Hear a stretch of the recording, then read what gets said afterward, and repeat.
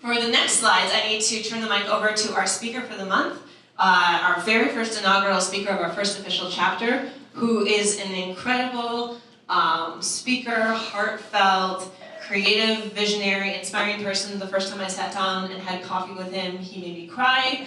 I have come to hear, so I hope you all brought tissues. Let's give it up for our guest speaker, Hien Lam. Cool. All right. She didn't say she cried happy tears or sad tears, but I'll just plug it. There were happy tears, I think. But hopefully I didn't make her cry like in a bad way. But thank you all for being here today. Did she move? Okay, cool.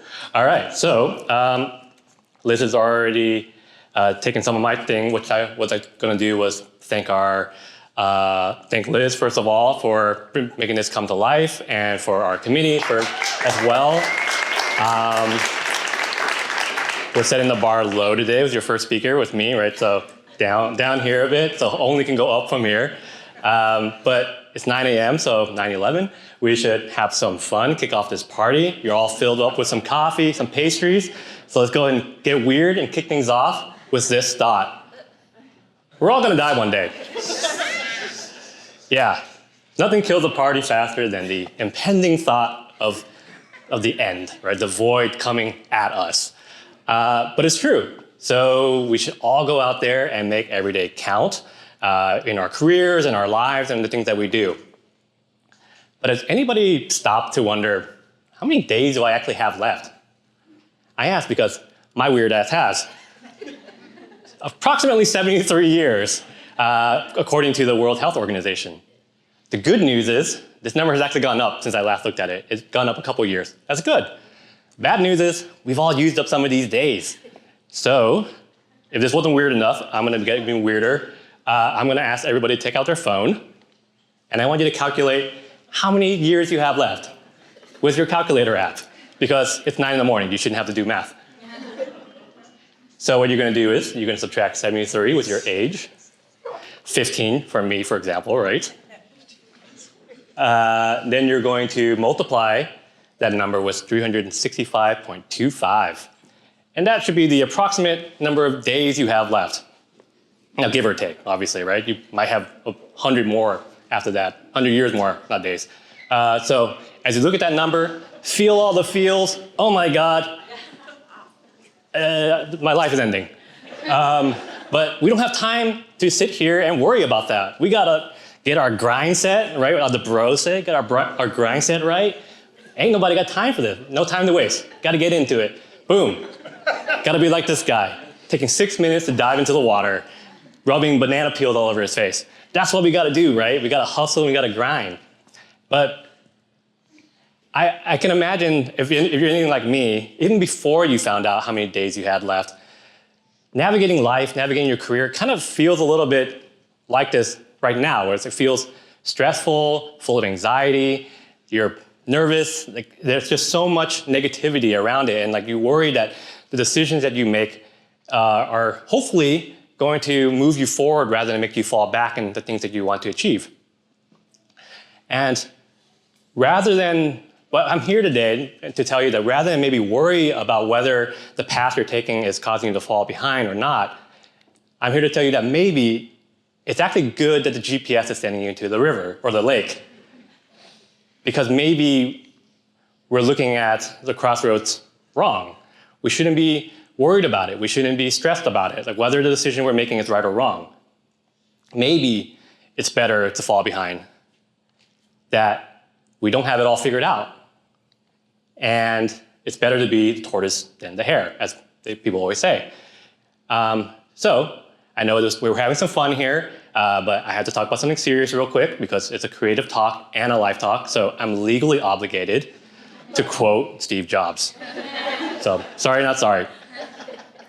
And the quote is, you're probably familiar with it, you can't connect the dots looking forward, you can only connect them looking backward.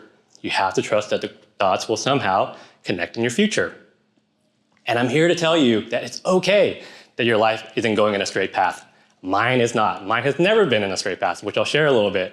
And it's okay that everything's not clear and that there's not a rational reason for everything that you're doing. we're just gonna connect some dots together, okay? So we're gonna start with the first dot, which is success. We live in a society that's obsessed with the idea of success. And not only about being the best version of ourselves, but being the best version of everybody, right? We wanna be like these people up here, like Judith Bogart, Mozart, Tiger Woods, our version of these people. We idolize them. We only talk about these type of people who, they put in the hours, 10,000 hours, and achieve just legendary greatness. And I'm there, I worry, I stress about it, and I see myself, and I compare myself against the standard, and like, I don't feel like I'm any of these people, and I don't feel like I'll ever be one of these people. And if you feel like that too, I'm here to tell you, that's the wrong thinking. Do not think that way, because it's unfair to you. It's unfair to every one of us to have to like try to live up to this kind of standard. It's unfair to expect and put pressure on the today you to make decisions that will benefit someone in the future you don't even know, okay? And if connecting the dots and navigating the crossroads wasn't hard enough, we deal with constant disruption on a day-to-day basis. The world around us is changing. We have AI that's ripping off Studio Ghibli. We have products that can create apps supposedly in seconds, and the ability to create like lo-fi chill music that you can listen to on YouTube. All kinds of stuff. And so as I've said, like it's just getting harder and harder every year, every day, every year to try to like figure out like how your life is going to turn out when all this is happening. Just for context, Steve Jobs said that quote in 2005. The first iPhone didn't come out till 2007. Like, I don't think he would have expected in 20 years where we'd be right now. So where are we gonna be in 20 years? So for you to have to make a decision about right now that affects the person 20 years from now, that's just unfair, right? So with all these things coming as creatives, as we keep hearing all these stories about these things coming to take our jobs, how do we navigate this? How do we do this on top of navigating the crossroads in front of us? And the answer, my friends, is prioritizing breadth over depth. You're probably wondering, what does that mean? So we'll get into it. I want to share a study to kind of talk about this idea of breadth, especially given that like as creatives, we've probably spent our careers and our mindset is thinking about like honing our craft and being the best creative that we can be. And I'm standing up here telling you that that's not the way to do it. You want to do something different. So before I go any further, it might make sense for me to explain who this bozo is up here, this clown that's talking about anything and everything unrelated to creativity. So my name is Hien, like the ketchup without the Z. Here is my life in a few bullet points. I have a couple design studios in town. One's called Huck Finch, the other one's called Grab Bag. I always say, like any good Asian kid, I went to college pre-med. Unlike most Asian kids, I majored in history and I minored in Buddhist studies. After taking the MCAT, and while applying to medical school, I decided I didn't want to be a doctor. So I went and got my master's in hospital administration. I then graduated with that. I went to work for the VA as a strategic planner. And then I left that. I worked as a health IT consultant where I met my business partner. And then long story short, life wasn't really going the way we were expecting or hoping. The American dream wasn't feeling like a dream for us. So we got together over drinks and talked about philosophy and talked about Buddhism, minimalism, Stoicism, and realized we really like this stuff, so maybe other people will. So we started a blog called Chill Pill, and that was my first foray into design. I had never built a website before this. I didn't know anything about email marketing, SEO, copy, anything. This was all came from Chill Pill. And so as you can kind of see here, my life has had a ton of like turns, wrong starts, U-turns, anything but straight. And if your life looks anything like this, it's good. It's actually a good thing. And here's that study that I wanted to talk about that kind of like talks about this a bit. And this is only one of many studies that touch on the idea that breadth over depth is better. So economists in the 1980s in the UK were wondering who ends up happier or more fulfilled, those who specialize at an early age or those who take time to figure out what their specialty is. So they compared those in the workforce in England and Wales, whom they figured out their specialty really early on in secondary school. So like our version of high school. You have to figure out what it is you're going to do with the rest of your life in high school. I spent a year living in Germany as well, and like by the 11th grade, our equivalent of 11th grade, you need to know what the hell you're doing because you have to apply to a university that fits that. So that's what they do in England and Wales as well. In Scotland, they're kind of more like us. They take their time, go to college, then you figure out your specialty. So what did they find out? In the research, what they found out was those in England and Wales end up going to the workforce with higher salaries because they have more skills, more experience in this particular specialty that they're going into. However, when they looked at the study going forward, they realized that long-term earnings were higher in Scotland. On top of that, at a higher rate in England and Wales did people switch their careers entirely outside of their industry. This thing that they picked early on that they were like, this is my thing, this is my jam. And they switched out of it at a higher rate. And those in Scotland had a higher job satisfaction. So what does this mean? This means there's this idea called match quality. And what match quality is applying your particular set of skills, your abilities, your interests, and applying it to a particular domain. And what you want to do is take that time to figure out what that match quality is for you. No one really truly knows right away what your match quality is. And so you really want to take that time to align your talents, which is where on the Crossroads, when I'm saying like, it doesn't matter which path you take, it's the right path because it's going to help you ensure what your match quality is.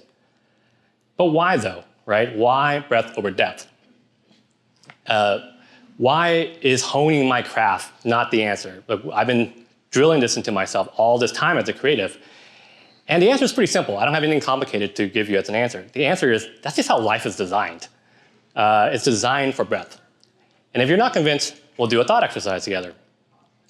I'm going to share 2 environments. And I want you to look at both of them and ask yourself and answer the question, which one of these is more like life? So in life, there are 2 types of environments. You have a linear environment and a non-linear environment. In linear environments, you have clear, unchanging rules. You have immediate feedback. So if you're playing basketball, you shoot a 3, if you make the 3, what happens? You score 3 points. If you miss the 3, 0 points, right? The feedback's immediate. There are repeating patterns. And repetition improves performance and outcomes. So the 10,000 hours concept. Now let's look at the nonlinear environment. The rules are unclear. Feedback is lacking or is deceptive. And patterns are inconsistent and they evolve. And experience doesn't necessarily equal expertise. We've all been there. We've worked with a person who has 30 years of experience, but he's still dumb as fuck. Sorry. I mean, it's true, but we've all worked with that guy. But so if you look at your life, you'll realize that when you look at life, you realize it is this non-linear type of environment, and so we need to be prioritizing the breadth of skills and experience to kind of lead to success. Here are a couple examples in my life. This is Commander's Palace in New Orleans. I love food and I love traveling. Well, my wife and I, Michelle, we went to New Orleans and I wanted to make a reservation to go here. And before you can make a reservation, they require you to acknowledge their attire. Men have to wear suits. You cannot wear flip-flops, shorts, t-shirts, none of that NOLA experience. You gotta actually look like a gentleman. So you have to acknowledge this. So if you show up to Commander's Palace not wearing a suit, you're not gonna be let in. So what did I do? I took inspiration from this and I applied it to our studios. There is a minimum price acknowledgement before you book time with me. So you have to acknowledge that your project's gonna cost a minimum of this much. And it's trying to save you the time and me time. And what's great about it too is people actually still reach out to me through email and hey, I see your minimum price. I don't have that. I have this budget. Can we do something with it? And that at least starts a conversation where I'm like, yeah, let's talk some more. Because they at least took the initiative to want to speak further, right? So that's an example where I pulled something entirely not in the creative space and applied it to our business. Another example is a recent one. We worked with a client named Nunchi. Nunchi is a Korean concept of intuition. It's basically being able to read the room, essentially. And so perception, right? Nonverbal cues. And so given my background in Asian studies and history, I was very familiar with Hangul, the written character, and was like, it'd be kind of cool if we could do something with this, given Nunchi and the founder's heritage is Korean. And so we really want to play on this perception idea. So we took the Hangul and then we made them to look like Rorschach ink blots. So then you kind of have to like look at them if you didn't know what they were right away to be like, what am I looking at? And so like it just forces that idea of perception and really just kind of like really look at the particular thing you're looking at, which kind of, trying to distill that Nunchi kind of concept.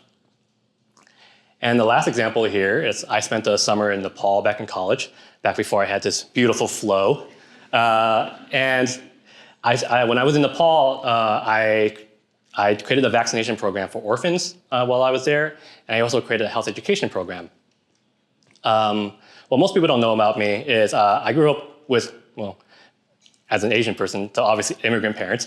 My dad was an immigrant, my mom was a refugee, but my dad was a stroke victim. I grew up taking care of my dad. He was a paraplegic.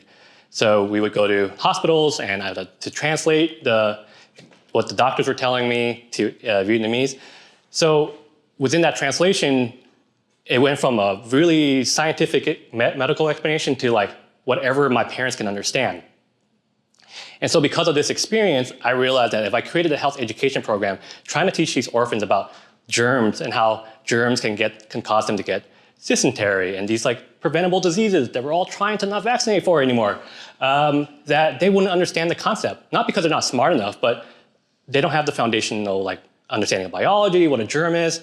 So rather than doing that with the health education program, I talked about the idea of spirits, right? This is like a concept that they understood. And it's like, there are spirits like on your hands and you want to like wash them away because they're going to like make you sick. And so it just made more sense for these kids. And it stuck, they understood it.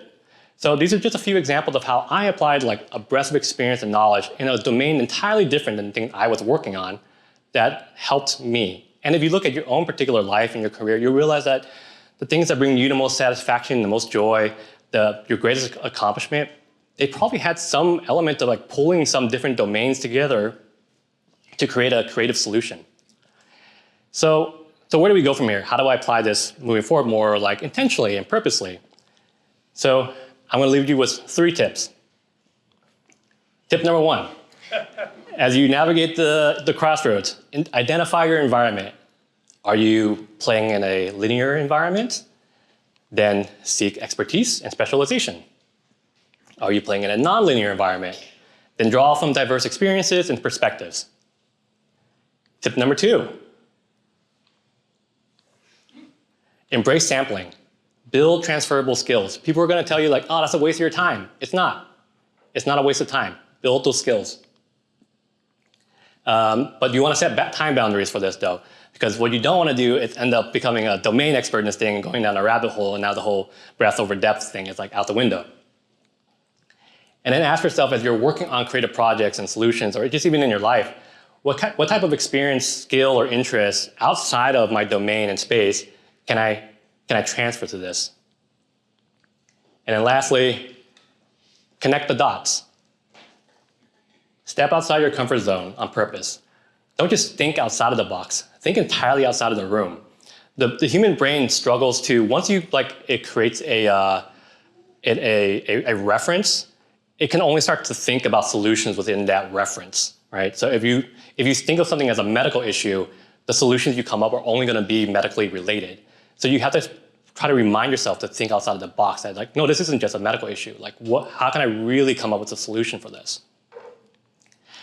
Seek breadth of experience, and remember that the most innovative solutions come from combining unrelated experiences, like the examples I shared in my personal life. So I'm going to wrap up with that number that we were looking at earlier, this approximately 27,000 days. And I want you to kind of think about the number that you calculated on your calculator app. And just remember that no matter how windy or weird your road is, at some point it's going to come to an end.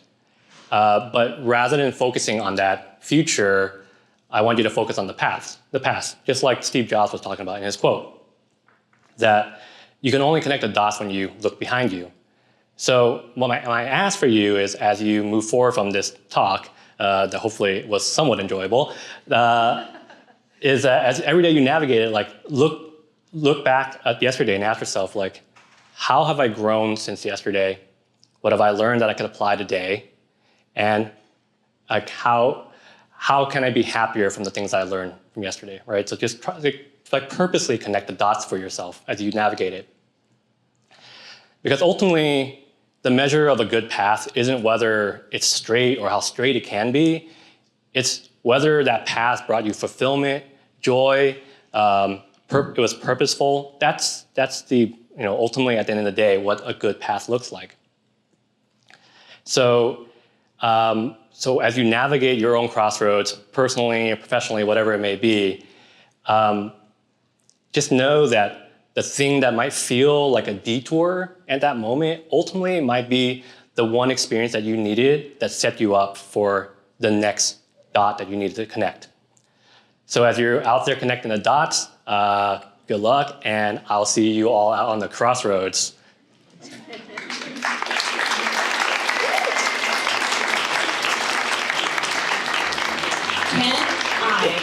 While we have your attention for one moment, do we have any questions before does anyone have any questions? I was not prepared for this part, okay. Oh, sorry. We have to have just a couple questions. That's fine, let's do it. Okay. Great talk. Thanks. Fantastic. Quick question, something that stood out to me and something that I definitely struggle with, the whole thing around setting time boundaries around exploration, because I think the nature of rabbit holes is you get pulled in and then all of a sudden you're in that state where you lose track of time and space. Any guidance on how to do that? How have you approached that? Yeah, so can everybody hear me?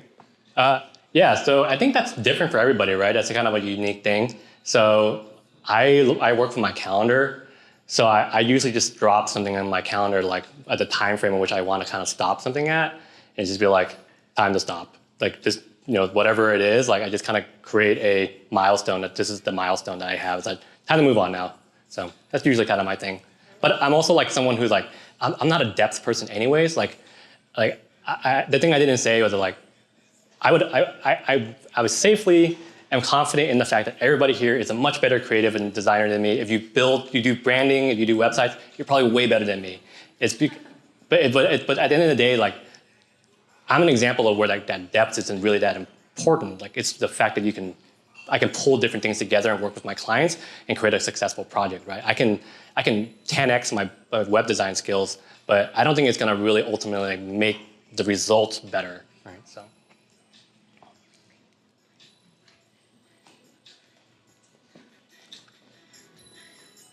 Who is your ideal client? Oh, God.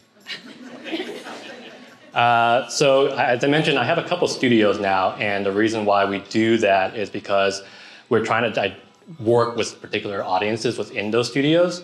So Huck Finch is geared more towards B2B, growth and late stage tech companies, so Series B, Series C. And then we started GrabBag about a year ago because the needs of a late stage company, it's very different than an early stage tech company. And so we started GrabBag geared specifically for their needs. So our offerings are a little bit more tailored in that, like it's geared around me, particularly me having an understanding of how like startups work. Is like they're going to navigate particular stages, and so the packages are very much geared around those. Like, are you out of stealth and you're launching? Here's that package. Are you trying to raise your round? Package. Are you trying to pivot? Package. So it's more geared around that versus just like, hey, here's a really sweet ass website for you. So yeah. I actually don't know if any of you know this, but Hien was, I think the first time I ever met you, I didn't meet you, I just saw you from afar, was actually in this room hosting A2U Tech. Yes. So you were the host of that for a long time, so Hien is very knowledgeable in that world. Do we have a last question?